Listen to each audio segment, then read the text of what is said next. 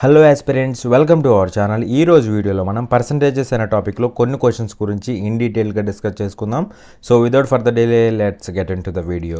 చూడండి, question number 135. ఇక్కడ ఏమంటున్నాడంటే Bhuvan's salary was first decreased by 16% and subsequently increased by 25%. Find the net percentage change in his salary అనేసి question అడుగుతున్నాడు. భువన్ వేతనాన్ని మొదట 16% తగ్గించారు, తరువాత 25% పెంచారు. అతని జీతంలో నికర మార్పు శాతాన్ని కనుగొనండి అనేసి క్వశ్చన్ అడుగుతున్నాడు. సో ఇక్కడ జాగ్రత్త చూడండి. ఇక్కడ భువన్ అనేవాడి శాలరీ ఏమైందంటే ఫస్ట్ ఒక 16% డిక్రీజ్ అయిందనమాట. ఓకేనా, డిక్రీజ్ కాబట్టి మైనస్ అనమాట. ఓకేనా, సో 16% డిక్రీజ్ అయింది.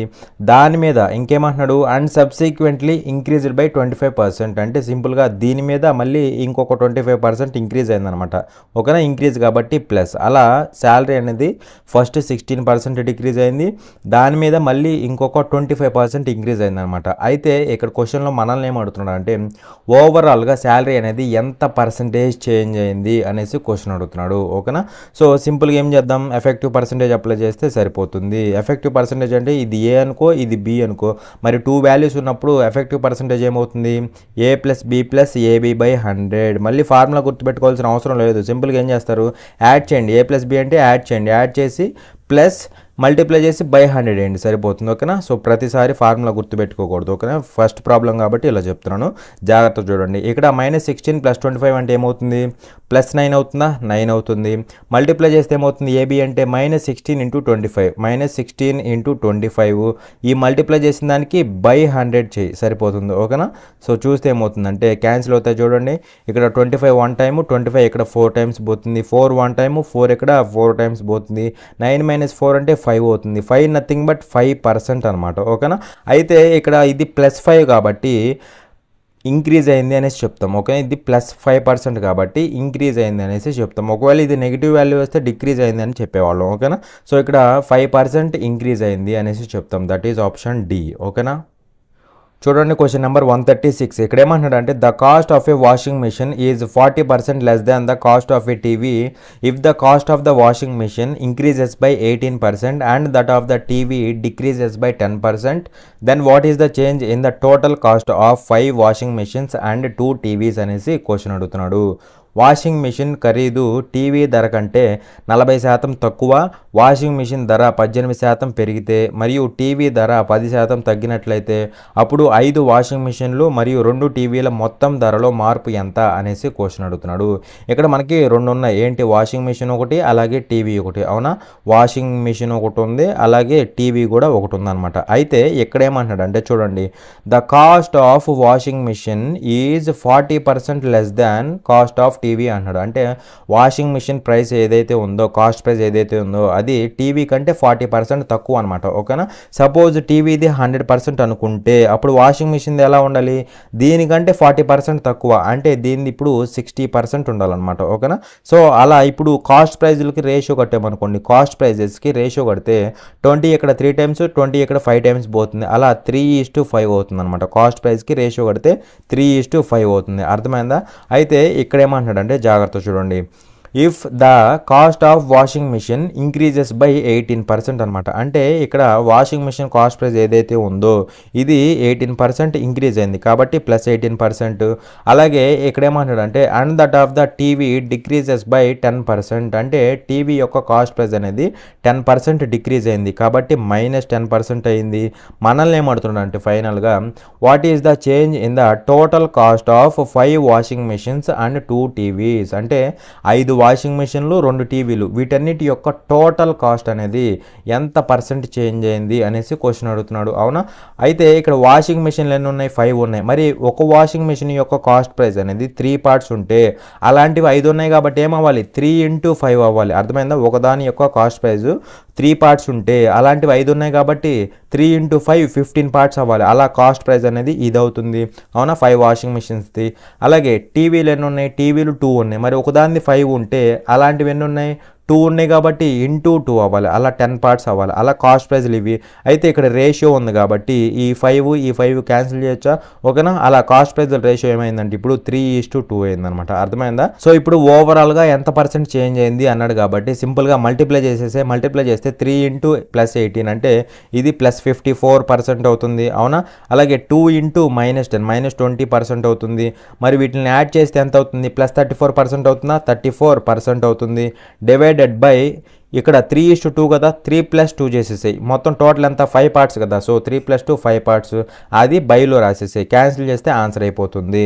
సో 5 1 టైం పోతుంది, 5 ఇక్కడ 6 టైమ్స్ పోతుందా, 6 టైమ్స్ పోగా 30 పోయింది కదా, 30 పోతే 4 మిగులుతుంది. 4 అంటే పాయింట్ పెడితే 40 అంటే 8 టైమ్స్ పోతుంది. అలా 6.8% అవుతుంది. ఇక్కడ 6.8% అంటే ఇది పాజిటివ్ వాల్యూ కదా, సో ఇంక్రీజ్ అయింది అనేసి చెప్తామన్నమాట. అలా 5 వాషింగ్ మిషన్లు, 2 టీవీలు, వీటన్నిటి యొక్క టోటల్ కాస్ట్ అనేది ఎంత పర్సెంట్ చేంజ్ అయిందంటే 6.8% ఇంక్రీజ్ అయింది. పాజిటివ్ వాల్యూ కాబట్టి ఇంక్రీజ్ అయిందని చెప్తాం.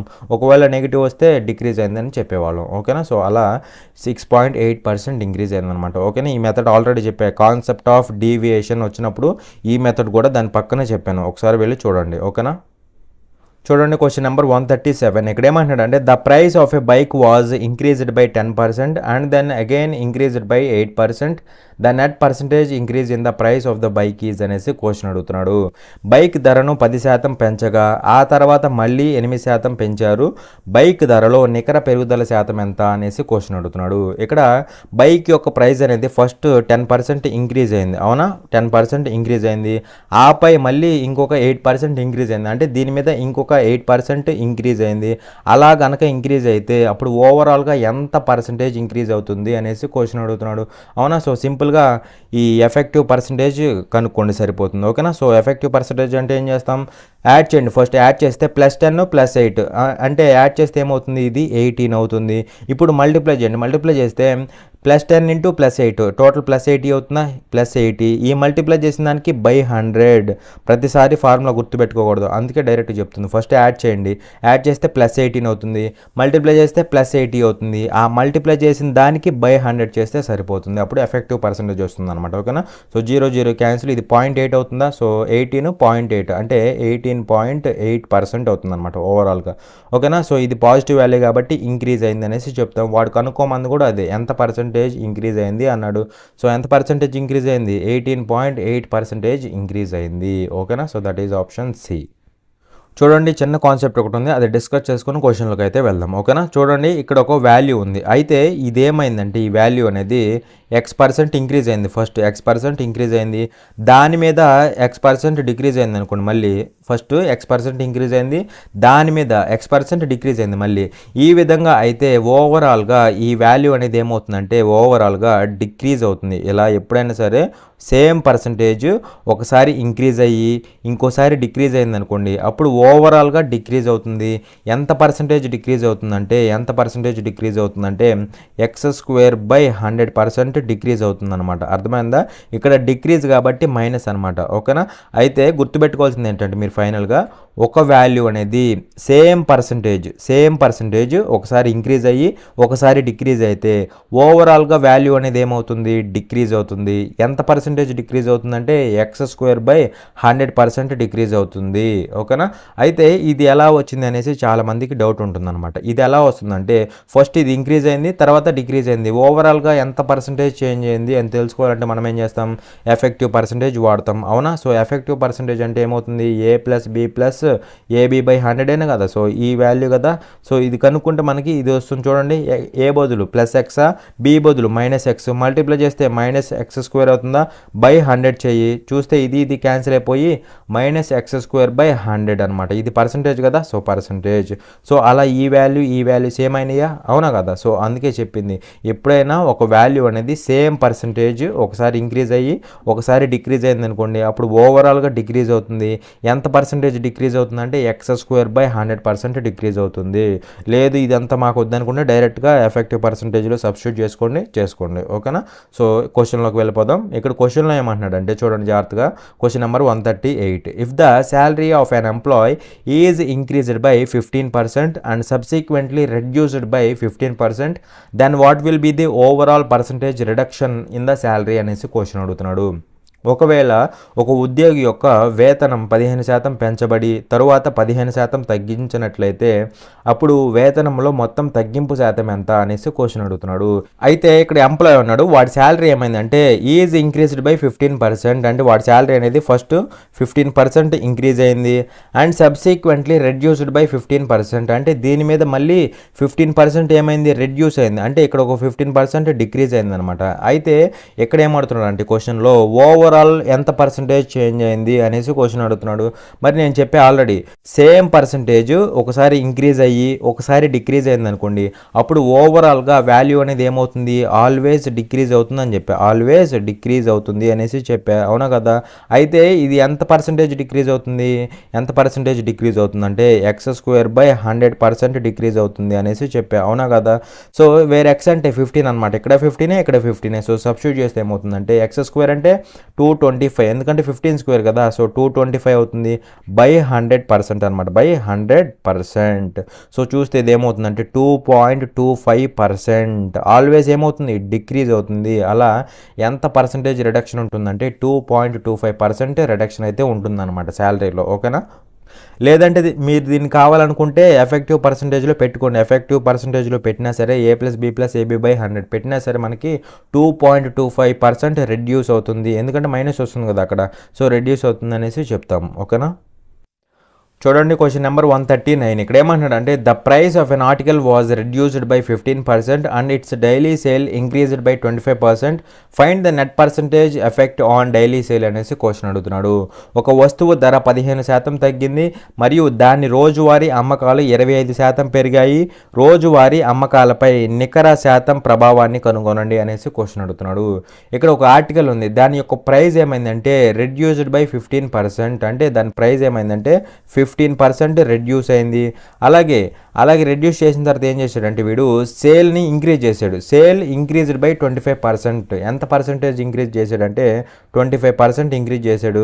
అయితే ఓవరాల్గా ఎంత పర్సంటేజ్ చేంజ్ వస్తుంది అనేసి క్వశ్చన్ అడుగుతున్నాడు.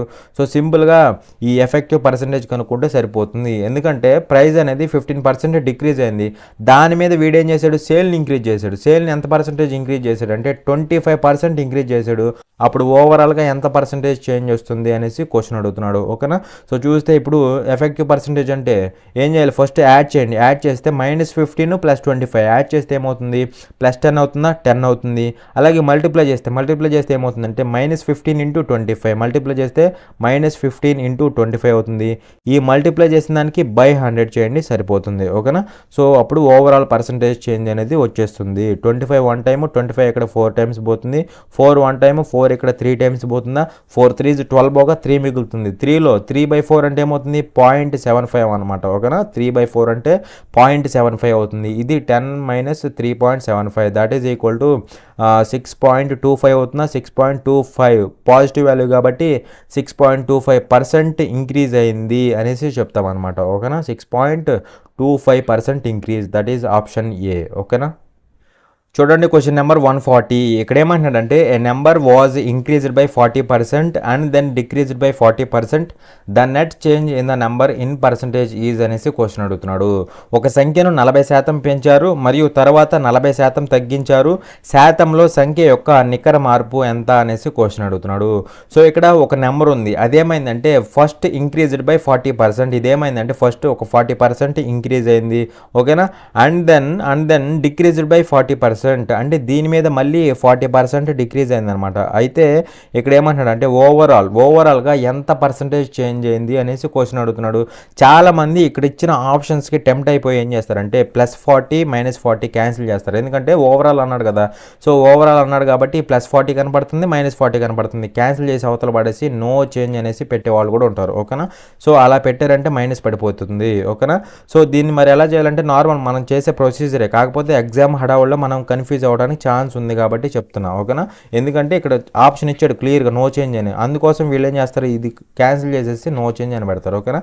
అలా పెట్టకూడదు అనమాట. ఇది ఏమైందంటే 40% ఇంక్రీజ్ అయింది, దాని మీద 40% డిక్రీజ్ అయింది. మరి ఇలా సేమ్ పర్సంటేజ్ ఇంక్రీజ్ అయ్యి డిక్రీజ్ అయింది అనుకోండి, అప్పుడు ఏమవుతుంది, ఎప్పుడు డిక్రీజే అవుతుంది. అది ఎంత పర్సంటేజ్ డిక్రీజ్ అవుతుందంటే చెప్పే ఆల్రెడీ. ఎంత పర్సంటేజ్ డిక్రీజ్ అవుతుంది, x² 100% డిక్రీజ్ అవుతుంది.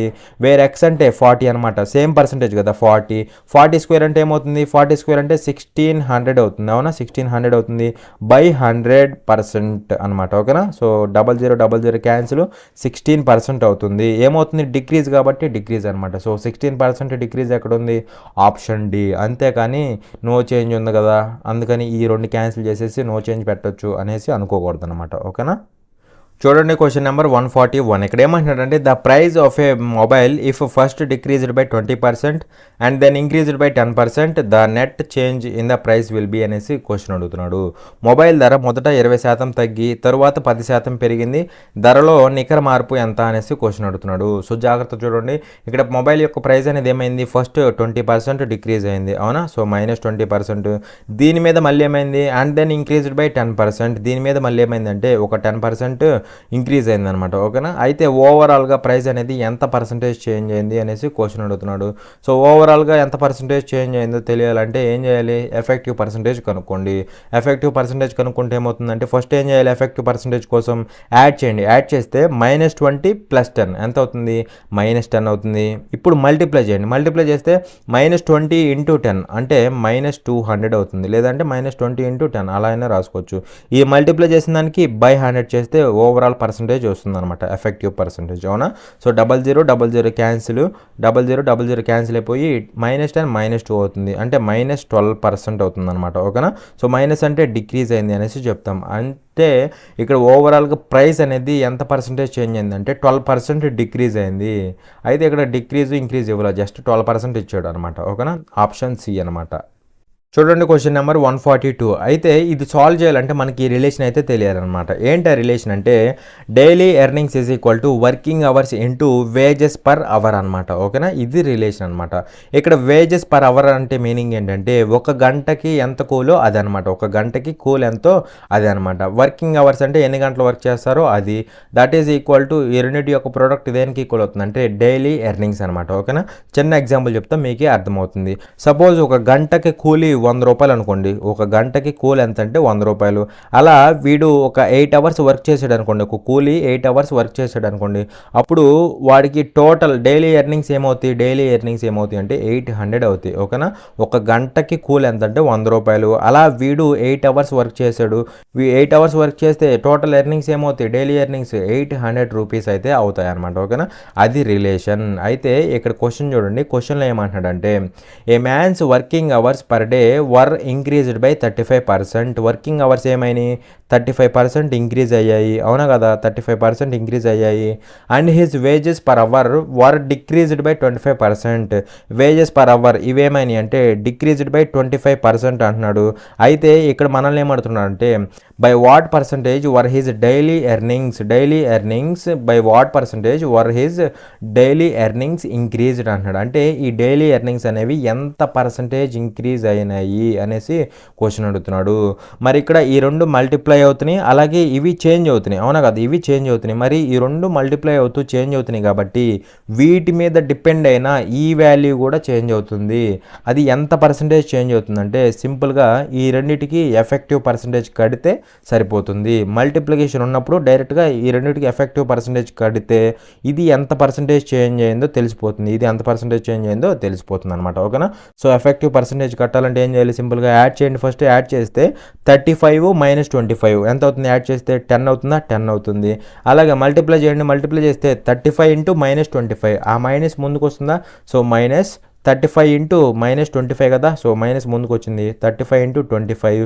ఈ మల్టిప్లై చేసిన దానికి బై 100 చేయండి, అప్పుడు ఓవరాల్గా మనకి ఎఫెక్టివ్ పర్సంటేజ్ తెలిసిపోతుంది. సో క్యాన్సిల్ చేస్తే 25 1 టైమ్, 25 ఇక్కడ 4 టైమ్స్ పోతుందా, అగైన్ 4 పోతుంది చూడండి, 4 1 టైం పోతుంది, 4 ఇక్కడ 35లో 8 టైమ్స్ పోతుంది. ఇంకా 8 అంటే 4 8 32 పోగా 3 మిగులుతుంది. 3లో 4 అనేది ఎన్ని టైమ్స్, 3/4 అంటే 0.75 అనమాట, ఓకేనా. సో 10 - 8.75 అంటే ఏమవుతుంది 1.25% అవుతుంది అనమాట. 1.25%. ఇది పాజిటివ్ కాబట్టి ఇంక్రీజ్ అయింది అనేసి చెప్తాం, అవునా. సో వాడు అడిగింది కూడా అది ఎంత పర్సెంటేజ్ ఇంక్రీజ్ అయింది అన్నాడు, డైలీ ఎర్నింగ్ అనేది, అవునా. సో ఎంత పర్సెంటేజ్ ఇంక్రీజ్ అయింది అంటే 1.25% ఇంక్రీజ్ అయింది. సింపుల్ క్వశ్చనే, కాకపోతే ఈ లాజిక్ తెలిస్తే, ఇది తెలిసిందంటే, ఈ కండిషన్ తెలిసిందంటే అయిపోయిందంటే. ఇది 35% ఇంక్రీజ్ అయింది, ఇది 25% డిక్రీజ్ అయింది. మరి ఈ రెండు మల్టిప్లై అవుతూ ఈ విధంగా చేంజ్ అయితే వీటి ప్రోడక్ట్ మీద డిపెండ్ అయిన ఈ వాల్యూ కూడా చేంజ్ అవుతుంది ఖచ్చితంగా. అది ఎంత పర్సెంటేజ్ చేంజ్ అయిందో తెలియాలంటే ఈ రెండింటికి ఎఫెక్టివ్ పర్సెంటేజ్ కట్టండి, సరిపోతుంది, అవునా కదా. సో ఇలాంటి మోడల్ ఏదొచ్చినా ఈ విధంగా చేసేయచ్చు, లేదంటే రేషియోస్ వాడచ్చు. బట్ ఇక్కడ మనది కాన్సెప్ట్ పర్సెంటేజెస్ కాబట్టి పర్సెంటేజ్లోనే ఎఫెక్టివ్ పర్సెంటేజ్ కట్టండి, సరిపోతుంది, ఓకేనా. చూడండి క్వశ్చన్ నెంబర్ 143. ఇక్కడ ఏమంటాడంటే on the first day 84,500 people visited A trade fair. On the fourth day the number reduced to 16,900. By what percentage people reduced on the fourth day అనేసి question అడుగుతున్నాడు. మొదటి రోజు 84,500 మంది వ్యాపార ప్రదర్శనను సందర్శించారు. 4వ రోజుకు సంఖ్య 16,900కి తగ్గింది. 4వ రోజుకు ప్రజల సంఖ్య ఎంత శాతం తగ్గింది అనేసి క్వశ్చన్ అడుగుతున్నాడు. ఇక్కడ ఒక ట్రేడ్ ఫెయిర్ ఉందన్నమాట, వ్యాపార ప్రదర్శన. అయితే దానికి ఫస్ట్ డే ఎంత విజిట్ చేశారంటే, ఫస్ట్ డే ఎంతమంది విజిట్ చేశారంటే 84,500 మెంబర్స్ అయితే విజిట్ చేశారు. అలాగే ఫోర్త్ డేకి వచ్చే టైంకి ఆ నంబర్ ఏమైందంటే నంబర్ రెడ్యూస్ టు 16,900 అయింది. అంటే సింపుల్గా ఫోర్త్ డేన ఎంతమంది విజిట్ చేస్తున్నారంటే 16,900 మెంబర్సే విజిట్ చేస్తున్నారు, ఓకేనా. అయితే ఇక్కడ ఏమడుతున్నాడు అంటే by what percentage people reduced on the fourth day అన్నాడు. అంటే ఫోర్త్ డే వచ్చే టైంకి ఎంత పర్సంటేజ్ పీపుల్ తగ్గిపోయారు అన్నాడు. అంటే ఇక్కడ ఇనీషియల్గా 84,500 పీపుల్ విజిట్ చేస్తే ఇప్పుడు వచ్చేసి ఓన్లీ 16,900 విజిట్ చేస్తున్నారు. అంటే ఇక్కడ నుంచి ఇక్కడికి ఎంత పర్సంటేజ్ తగ్గింది అనేసి క్వశ్చన్ అడుగుతున్నాడు. మరి ఇక్కడ నుంచి ఇక్కడికి ఎంతమంది తగ్గారంటే చూడండి, సింపుల్గా డిఫరెన్స్ కట్టండి. 84,500కి అలాగే 16,900కి డిఫరెన్స్ కడితే ఇక్కడ నుంచి ఇక్కడికి ఎంతమంది తగ్గారో తెలిసిపోతుంది. సో డిఫరెన్స్ ఏమవుతుందంటే 0 0 15లోంచి 9 పోతే 6, ఇక్కడ 3 ఉంటుంది అంటే 13 అవుతుంది. 13లోంచి 6 పోతే 7 ఉంటుంది, అవునా, 7 ఉంటుంది. అలాగే ఇక్కడ 7 ఉంటుందా, 7లోంచి 1 పోతే 6 అవుతుంది. అలా ఇక్కడి నుంచి ఇక్కడికి ఎంతమంది తగ్గారంటే 67,600 తగ్గారు, అవునా కదా. ఇక్కడ నుంచి ఇక్కడికి 67,600 తగ్గారు. ఎంత మీద తగ్గారు, 84,500 మీద 67,600 తగ్గారు. కాబట్టి దీని మీద తగ్గారు కాబట్టి బై 84,500 పర్సంటేజ్ అంటున్నాడు కాబట్టి ఇంటూ 100 చేస్తే సరిపోతుంది, అవునా కదా.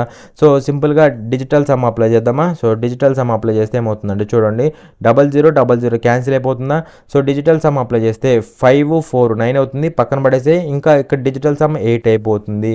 మరి డినామినేటర్లో డిజిటల్ సమ్ 1 ఉండాలి. 1 ఉండాలంటే ఇక్కడ మనకి 8 ఉంది కాబట్టి మళ్ళీ 8 పెట్టి మల్టిప్లై చేస్తే డిజిటల్ సమ్ 1 అయిపోతుంది, అవునా. సో అలా డినామినేటర్ డిజిటల్ సమ్ 1 అయిపోతుంది, నో ప్రాబ్లం. ఇంకా ఇక్కడ 8 పెట్టి మల్టిప్లై చేస్తే ఇక్కడ కూడా చెయ్యాలి, మర్చిపోకూడదు, ఓకేనా.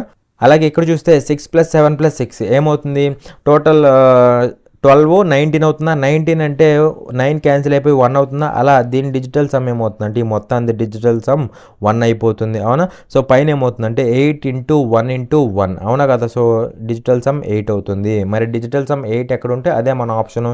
ఇక్కడ చూస్తే ఇక్కడ డిజిటల్ సమ్ ఎంత, 80లో 8 + 0, అవునా కదా. 8 + 0 అంటే 8 అవుతుంది. అంటే ఇది ఆన్సర్ అవడానికి ఛాన్స్ ఉంది. పర్సంటేజ్ అంటే మళ్ళీ బై 100 కదా, బై 100 అంటే డిజిటల్ సమ్ 1 కదా.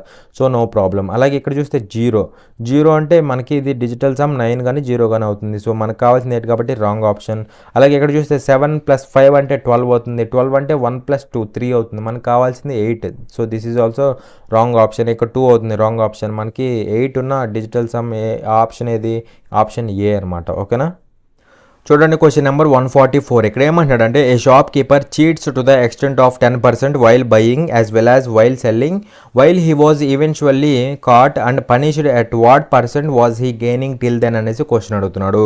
ఒక దుకాణదారు కొనుగోలు చేస్తూ మరియు విక్రయిస్తూ 10% వరకు మోసం చేస్తాడు. చివరికి అతను పట్టుబడినప్పుడు అతను ఎంత శాతం లాభం పొందుతున్నాడు అనేసి క్వశ్చన్ అడుగుతున్నాడు. సో ఇక్కడ షాప్ కీపర్ ఎవరైనా సరే చీటింగ్ ఎందుకు చేస్తారు, వాళ్ళకి లాభం రావాలి అన్న ఉద్దేశంతో చీట్ చేస్తారు, అవునా కదా. అయితే ఇక్కడ ఈ షాప్ కీపర్ అనేవాడు 2 టైమ్స్ చీటింగ్ చేస్తున్నాడు. ఎలాగంటే వైల్ బయ్యింగ్ అంటే కొనేటప్పుడు చీట్ చేస్తున్నాడు, as well as while selling అంటే అమ్మేటప్పుడు కూడా చీటింగ్ చేస్తున్నాడు అనమాట. అది కూడా ఎలా, టు ద ఎక్స్టెంట్ ఆఫ్ 10% అంటే వీడు 10% చీటింగ్ చేస్తాడు అనమాట. చీటింగ్ ఎందుకు చేస్తాడు, ప్రాఫిట్ రావడం కోసం, అవునా. అంటే సింపుల్గా గుర్తుపెట్టుకోవాల్సింది ఏంటంటే బయ్యింగ్ కొనేటప్పుడు 10% ప్రాఫిట్తో 10% ప్రాఫిట్ వస్తుంది వీడికి, చీట్ చేస్తున్నాడు కాబట్టి, అవునా. సో కొనేటప్పుడు 10% ప్రాఫిట్ వస్తుంది, అలాగే అమ్మేటప్పుడు కూడా 10% ప్రాఫిట్ వస్తుంది అనమాట, ఓకేనా. సో కొనేటప్పుడు ఎంత పర్సెంట్ ప్రాఫిట్, 10% ప్రాఫిట్. మరి కొన్నదాన్ని తీసుకెళ్ళి మళ్ళీ అమ్ముతాడు కదా, అంటే ఈ ప్రాఫిట్ మీద మళ్ళీ ప్రాఫిట్ వస్తుంది కదా, ఎంత పర్సెంట్, ఇక్కడ ఒక 10% ప్రాఫిట్ వస్తుంది, అవునా కదా. సో ఇలా ఓవరాల్గా ఎంత పర్సెంటేజ్ గెయిన్ వస్తుంది అనేసి అడిగాడు, అవునా కదా. What percent was he gaining అంటున్నాడు. సో ఎంత పర్సెంటేజ్ ఓవరాల్గా గెయిన్ వచ్చింది అనేసి అడుగుతున్నాడు. సో ఇక్కడ ప్రాఫిట్ వచ్చింది, దీని మీద మళ్ళీ ప్రాఫిట్ వచ్చింది, మరి ప్రాఫిట్ మీద ప్రాఫిట్ వస్తుంది కాబట్టి అప్పుడు ఏం చేయాలి, ఓవరాల్గా కావాలంటే ఎఫెక్టివ్ పర్సెంటేజ్ కనుక్కోండి. ఎఫెక్టివ్ పర్సెంటేజ్ కనుక్కుంటే సరిపోతుంది, అవునా. సో ఎఫెక్టివ్ పర్సెంటేజ్ అంటే ఏం చేస్తాం, యాడ్ చేయండి, యాడ్ చేస్తే ఏమవుతుంది, 10 + 10 20 అవుతుందా, 20. ఇప్పుడు మల్టిప్లై చేయండి, మల్టిప్లై చేస్తే +10 × +10 +100 అవుతుందా, సో +100. ఈ మల్టిప్లై చేసిన దానికి బై 100 చేయండి సరిపోతుంది. సో చూస్తే ఇక్కడ 0000 క్యాన్సిల్ అయిపోతుందా, క్యాన్సిల్ అయిపోయి 20 + 1 అంటే 21% అవుతుంది అనమాట, ఓకేనా. ఇది పాజిటివ్ కాబట్టి గెయిన్ వచ్చింది అని చెప్తాం, ఒకవేళ నెగిటివ్ అయితే లాస్ వచ్చింది అని చెప్తాం. బట్ ఇక్కడ పాజిటివ్ కాబట్టి గెయిన్, ఆ గెయిన్ పర్సెంటేజ్ ఎంత అంటే 21%. అర్థమైందా, ఇక్కడ తెలియాల్సింది ఇదే. వీడు కొనేటప్పుడు 10% ప్రాఫిట్తో కొంటున్నాడు, ఎందుకంటే చీట్ చేస్తున్నాడు కదా, సో 10% ప్రాఫిట్తో కొంటున్నాడు. అలాగే దాన్ని తిరిగి మళ్ళీ అమ్మేటప్పుడు మళ్ళీ 10% చీట్ చేస్తున్నాడు కదా, అంటే ఇక్కడ కూడా వీడికి 10% ప్రాఫిట్ వస్తుంది, ఇక్కడ ప్రాఫిట్ వచ్చింది, దీన్ని అమ్మేటప్పుడు మళ్ళీ ప్రాఫిట్ వచ్చింది. సో ప్రాఫిట్ మీద ప్రాఫిట్ కాబట్టి ఎఫెక్టివ్ పర్సెంటేజ్ కనుక్కుంటే 21% గెయిన్ వచ్చింది, 21% ప్రాఫిట్ వచ్చింది, ఆప్షన్ ఏ, ఓకేనా. చూడండి క్వశ్చన్ నెంబర్ 145. ఇక్కడ ఏమంటున్నాడంటే a man's income at first increased by 20% and later on increased again by 30%, find the total percent increase అనేసి క్వశ్చన్ అడుగుతున్నాడు. ఒక వ్యక్తి ఆదాయం మొదట 20% పెరిగింది మరియు తరువాత 30% పెరిగింది, మొత్తం పెరుగుదల శాతాన్ని కనుగొనండి అనేసి క్వశ్చన్ అడుగుతున్నాడు. సో ఇక్కడ ఒక పర్సన్ యొక్క ఇన్కమ్ అనేది ఫస్ట్ ఏమైంది, ఫస్ట్ 20% ఇంక్రీజ్ అయింది, దాని మీద మళ్ళీ ఏమైందంటే and later on increased again by 30% అంటే దీని మీద మళ్ళీ ఇంకొక 30% ఇంక్రీజ్ అయింది. అయితే ఓవరాల్గా ఎంత పర్సెంటేజ్ ఇంక్రీజ్ అయింది అనేసి అడుగుతున్నాడు అనమాట, ఓకేనా. సో సింపుల్గా ఈ ఎఫెక్టివ్ పర్సెంటేజ్ యూజ్ చేస్తే సరిపోతుంది. యాడ్ చేయండి, యాడ్ చేస్తే ఏమవుతుంది, +50 అవుతుందా, +50 అవుతుంది. మల్టిప్లై చేస్తే +20 × +30 మల్టిప్లై చేస్తే ఏమవుతుంది, 20 × 30 అవుతుంది. దీనికి బై 100 చేయాలి, చేస్తే ఏమవుతుంది అంటే జాగ్రత్త చూడండి, ఇక్కడ 00 ఇక్కడ 00 క్యాన్సిల్ అయిపోతుందా, సో 50 + ఇది 6 అవుతుందా, సో 56% అవుతుంది. 56% ఏమవుతుంది, పాజిటివ్ కాబట్టి ఇంక్రీజ్ అవుతుంది. అలా ఎంత ఇంక్రీజ్ అయిందంటే పర్సంటేజ్లో 56% అయితే ఇంక్రీజ్ అవుతుంది, ఆప్షన్ డి అనమాట, ఓకేనా. చూడండి క్వశ్చన్ నెంబర్ 146. ఇక్కడ ఏమంటాడంటే Sohan decreased his expenses by 25%, later he decreased then further by 10%, by what percentage did his expenses decrease all together అనేసి క్వశ్చన్ అడుగుతున్నాడు. సోహన్ తన ఖర్చులను 25% తగ్గించాడు, తరువాత దాన్ని 10% తగ్గించాడు, అతని ఖర్చులు మొత్తం ఎంత శాతం తగ్గాయి అనేసి క్వశ్చన్ అడుగుతున్నాడు. సో ఇక్కడ సోహన్ అనేవాడు వాడి ఖర్చుల్ని ఫస్ట్ ఎంత శాతం తగ్గించాడు, 25% తగ్గించాడు అనమాట, ఓకేనా. తగ్గించాడు కాబట్టి మైనస్, సో 25% తగ్గించాడు. లేటర్ తర్వాత మళ్ళీ దాన్ని ఏం చేశాడు, మళ్ళీ 10% తగ్గించాడు, మళ్ళీ 10% తగ్గించాడు. అయితే ఓవరాల్గా ఎంత పర్సెంటేజ్ తగ్గాయి, ఆల్ టుగెదర్ ఎంత పర్సెంటేజ్ డిక్రీజ్ అయింది అనేసి క్వశ్చన్ అడుగుతున్నాడు. సో ఎంత పర్సెంటేజ్ డిక్రీజ్ అయిందో కావాలంటే ఓవరాల్గా ఎఫెక్టివ్ పర్సెంటేజ్ కట్టు. ఏమవుతుందంటే ఎఫెక్టివ్ పర్సెంటేజ్ అంటే యాడ్ చేయండి, యాడ్ చేస్తే -25 -10 ఎంత అవుతుంది, -35 అవుతుంది. మల్టిప్లై చేస్తే -25 × -10 ఎంత అవుతుంది, ప్లస్ అవుతుంది కదా, +250 అవుతుందా, +250 అవుతుంది, అవునా కదా, 250 అవుతుంది.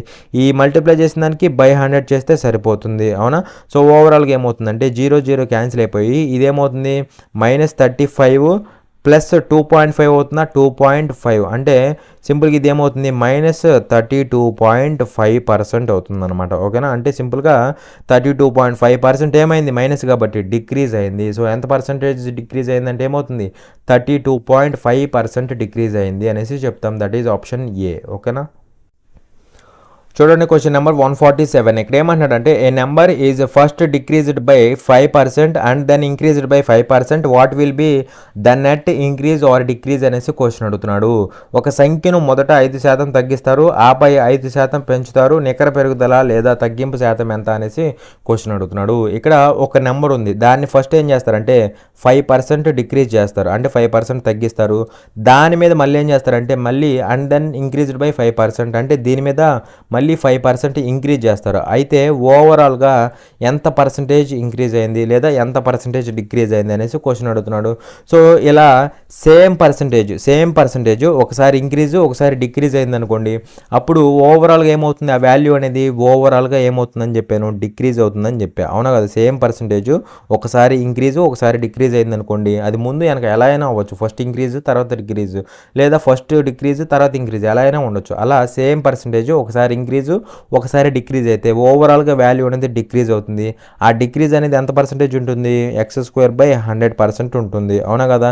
వేరే x అంటే 5 అనమాట, 5 అంటే 25/100 అవుతుందా, సో 25/100% డిక్రీజ్ అవుతుంది. సో 25/100 అంటే ఏమవుతుంది, 0.25% ఏమవ్వాలి, డిక్రీజ్ అవుతుందని చెప్పి ఆల్వేస్. సో 0.25 ఇంక్రీజ్ కాదు, ఇక్కడ చాలామంది 0.25 చూసి కన్ఫ్యూజన్ ఇది పెడతారు, ఇంక్రీజ్ కాదు ఇక్కడ డిక్రీజ్ అవుతుంది ఆల్వేస్, అవునా. సో 0.25 డిక్రీజ్, ఆప్షన్ సి అనమాట, ఓకేనా. అలాగే ఇది చూసి కూడా కన్ఫ్యూజ్ అవుతారు, ఫోర్త్ ఆప్షన్ చూసి. ఎలాగంటే ఫస్ట్ -5% తర్వాత +5%, ఈ రెండింటిని సింపుల్గా క్యాన్సిల్ చేసేసి నో ఇంక్రీజ్ నో డిక్రీజ్ అనేసి అంటారు, అలా కూడా అనకూడదు, ఓకేనా. సో అలా మన ఆప్షన్ ఏమవుతుందంటే ఆప్షన్ సి అనమాట, option C, that is 0.25 decrease. చూడండి క్వశ్చన్ నెంబర్ 148. ఇక్కడ ఏమంటాడంటే if a number is increased by 20% and then it is decreased by 10%, its net increase or decrease is అనేసి క్వశ్చన్ అడుగుతున్నాడు. ఒక సంఖ్యను 20% పెంచిన తర్వాత దానిని 10% తగ్గిస్తే దాని నికర పెరుగుదల లేదా తగ్గుదల శాతం ఎంత అనేసి క్వశ్చన్ అడుగుతున్నాడు. సో ఇక్కడ ఒక నెంబర్ ఉంది, దాన్ని ఫస్ట్ ఏం చేశాడంటే 20% ఇంక్రీజ్ చేశాడు, అవునా కదా. దీని మీద మళ్ళీ ఏం చేశాడు and then it is decreased by 10%, అంటే దీని మీద మళ్ళీ 10% డిక్రీజ్ చేశాడు. అయితే ఓవరాల్గా ఎంత పర్సంటేజ్ ఇంక్రీజ్ అయింది లేదా ఎంత పర్సంటేజ్ డిక్రీజ్ అయింది అనేసి క్వశ్చన్ అడుగుతున్నాడు. సో సింపుల్గా ఎఫెక్టివ్ పర్సంటేజ్ కనుక్కుంటే ఏమవుతుంది చూడండి, యాడ్ చేయండి, +20 -10 అవుతుంది, అంటే +10 అవుతుందా 10 అవుతుంది. మల్టిప్లై చేస్తే 20 × -10, మైనస్ ముందుకు వచ్చేసి ఏమవుతుంది 20 × 10 అవుతుంది. దీనికి ఏం చేయాలి, బై 100 చేయాలి, అవునా. సో చూస్తే ఏమవుతుందంటే 00 క్యాన్సిల్ అయిపోతుందా. సో 10 - 2 అవుతుంది, 10 - 2 అంటే 8% అవుతుంది. అయితే ఇక్కడ +8 కాబట్టి 8% ఇంక్రీజ్ అయింది అని చెప్తాం. సో 8% ఎక్కడ, ఆప్షన్ ఏ అనమాట. చూడండి క్వశ్చన్ నెంబర్ 149. ఇక్కడ ఏమంటున్నాడంటే the profit of a company increased by 10% from April to May, then it decreased by 20% from May to June and again increased by 50% from June to July. What was the percentage growth in the profit from April to July అనేసి question అడుగుతున్నాడు. Company లాభాలు April నుండి May వరకు 10% పెరిగాయి, మే నుండి June వరకు 20% తగ్గాయి, మరియు జూన్ నుండి జూలై వరకు మళ్ళీ 50% పెరిగాయి. ఏప్రిల్ నుండి జూలై వరకు లాభాలలో ఎంత శాతం వృద్ధి జరిగింది అనేసి క్వశ్చన్ అడుగుతున్నాడు. సో జాగ్రత్తగా చూడండి, ఇక్కడ ఏమంటున్నాడు ఏప్రిల్ టు మే, ఏప్రిల్ నుంచి మేకి, April to May, again May నుంచి జూను, అవునా, మే నుంచి జూను, అగైన్ జూన్ నుంచి జూలై, అవునా, జూన్ నుంచి జూలై. అయితే ఇక్కడ జాగ్రత్తగా చూడండి, ఇక్కడ ఏమంటున్నాడంటే increased by 10% from April to May, అంటే ఏప్రిల్ నుంచి మేకి 10% ఇంక్రీజ్ అయింది, అంటే ఇక్కడ నుంచి ఇక్కడికి 10% ఇంక్రీజ్ అయింది. అలాగే ఇక్కడ ఏమంటున్నాడంటే decreased by 20% from May to June, May నుంచి జూన్కి 20% ఏమైంది, డిక్రీజ్ అయింది, కాబట్టి -20%. అలాగే ఏమంటున్నాడు and again increased by 50% from June to July, June నుంచి జూలైకి 50% ఏమైంది, ఇంక్రీజ్ అయింది. అంటే ఇక్కడ ప్రాఫిట్ అనేది ఫస్ట్ 10% ఇంక్రీజ్ అయింది, దాని మీద మళ్ళీ 20% డిక్రీజ్ అయింది, దాని మీద మళ్ళీ 50% ఇంక్రీజ్ అయింది. అయితే ఇక్కడ ఓవరాల్గా ఎంత పర్సంటేజ్ గ్రోత్ వచ్చింది అనేసి క్వశ్చన్ అడుగుతున్నాడు, ఓకేనా. మరి ఓవరాల్గా ఎంత పర్సంటేజ్ చేంజ్ వచ్చింది అని తెలియాలంటే ఎఫెక్టివ్ పర్సంటేజ్లో సబ్స్టిట్యూట్ చేస్తే సరిపోతుంది. అయితే ఇక్కడ ఎఫెక్టివ్ పర్సంటేజ్ ఫర్ 3 వాల్యూస్ కనుక్కోవాలి, ఓకేనా. So effective percentage for 3 values కనుక్కుంటే ఇక్కడ ఎఫెక్టివ్ పర్సంటేజ్ ఏమవుతుందంటే 3 వాల్యూస్ ఉన్నప్పుడు A + B + C, A + B + C plus AB + BC + AC, AB + BC + AC by 100 plus ABC by 10,000. ఇది 3 వాల్యూస్ ఉన్నప్పుడు ఎఫెక్టివ్ పర్సంటేజ్ అనమాట. ఓకేనా. వేరే ఏబీసీ వాల్యూస్ అంటే మనకు ఆల్రెడీ తెలుసు, ఇవే వాల్యూస్ అనమాట. ఓకేనా. సో ఏ ప్లస్ బి ప్లస్ సి అంటే ఏమవుతుంది, ఈ వీటిని యాడ్ చేయండి, మూడింటిని యాడ్ చేస్తే +10 -20 -10 అవుతుందా, -10 +50 ఎంత అవుతుంది, +40 అవుతుంది. అలా ఏ ప్లస్ బి ప్లస్ సి అంటే +40 అవుతుంది. Plus AB plus BC plus AC అంటే ఏంటి, రెండింటిని మల్టిప్లై చేయండి, రెండింటిని మల్టిప్లై చేసి వాటిని యాడ్ చేయండి. మరి ఇక్కడ ఈ రెండింటిని మల్టిప్లై చేసాం అనుకోండి ఏమవుతుంది, -200 అవుతుందా, ఇది -200 అవుతుంది. అలాగే ఈ రెండింటిని మల్టిప్లై చేస్తే -1000 అవుతుంది, చూడండి -1000 అవుతుంది. అలాగే ఈ రెండింటిని మల్టిప్లై చేస్తే +500 అవుతుందా, సో +500 అవుతుంది. అప్పుడు ఓవరాల్గా వీటిని యాడ్ చేస్తే ఈ వాల్యూ వస్తుంది అనమాట, పై వాల్యూ. ఓకేనా. యాడ్ చేస్తే ఏమవుతుందంటే ఈ రెండింటికి -500, ఇది ఒక -200 అంటే ఓవరాల్గా -700 అవుతుంది పై వాల్యూ. అవునా. ఇది పైన -700 అవుతుంది. దానికి బై 100 ఉంది కదా, సో బై 100. అలాగే ఏబీసీ బై 10,000. ఏబీసీ అంటే 10 × -20 × 50. అవునా. సో మైనస్ ముందుకు వచ్చేసి 10 × 20 × 50 అవుతుంది. దానికి ఎంత, బై 10,000 ఉందన్నమాట. ఇదంతా చేస్తే ఓవరాల్గా ఎంత పర్సంటేజ్ చేంజ్ అయిందో తెలిసిపోతుంది. అవునా. సో చూస్తే ఇక్కడ ఈ 000 పైన 000 కింద 000 క్యాన్సిల్ అయిపోతుందా. అలాగే 5 × 2. అవునా. 5 × 2 అంటే 10, ఈ 10 బై 10 క్యాన్సిల్ అయిపోతుందా. అలా ఈ ఓవరాల్ వాల్యూ ఎంత అవుతుందంటే 1 అయిపోతుంది. అవునా. అలాగే ఇక్కడ 00 ఇక్కడ 00 క్యాన్సిల్ అయిపోతుంది.